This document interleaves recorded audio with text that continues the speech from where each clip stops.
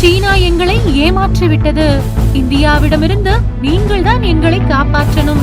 துருக்கியிடம் கதரும் பாகிஸ்தான்.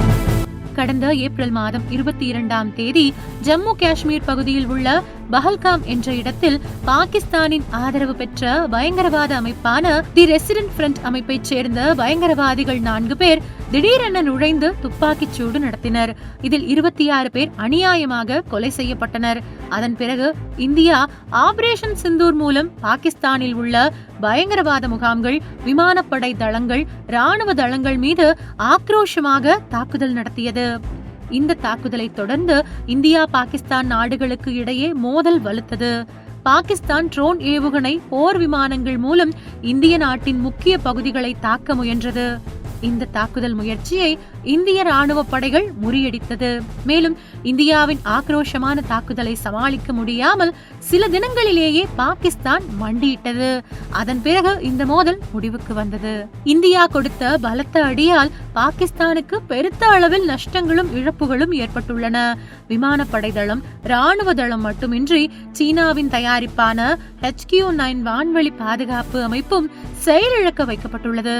பாகிஸ்தானை பொறுத்தவரை அந்த நாட்டின் 80% ராணுவ தளவாடங்கள் சீனாவிலிருந்து இறக்குமதி செய்யப்படுகின்றன. சீனாவின் HQ-9 வான்வெளி பாதுகாப்பான ரேடார் அமைப்பைத்தான் பாகிஸ்தான் பெரிய அளவில் நம்பியிருந்தது. இந்தியாவின் ஏவுகணை, போர் விமானம் உள்ளிட்டவற்றை இந்த ரேடார் அமைப்பு வானிலேயே அடையாளம் கண்டு சிக்னல் வழங்கும். அதன் மூலம் ஏவுகணை, ட்ரோன் போர் விமானங்களை அழிக்கலாம் என்றுதான் பாகிஸ்தான் கனவு கண்டது. இந்தியாவின் துல்லிய தாக்குதலை சீனாவின் HQ-9 வான்வெளி பாதுகாப்பு ரேடார் அமைப்பால் தடுக்க முடியவில்லை.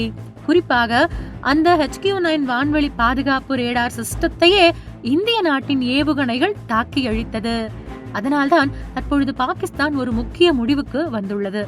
சீனாவை நம்பினால் இனி வேலைக்கு ஆகாது என்ற முடிவை பாகிஸ்தான் எடுத்துள்ளது. அதன்படி சீனாவின் வான்வெளி பாதுகாப்பு அமைப்பான HQ-9 ரேடார் சிஸ்டத்திற்கு பதிலாக துருக்கியின் ALB-300G ரேடார் சிஸ்டம் வாங்க பாகிஸ்தான் நாடு முடிவு செய்திருக்கிறது.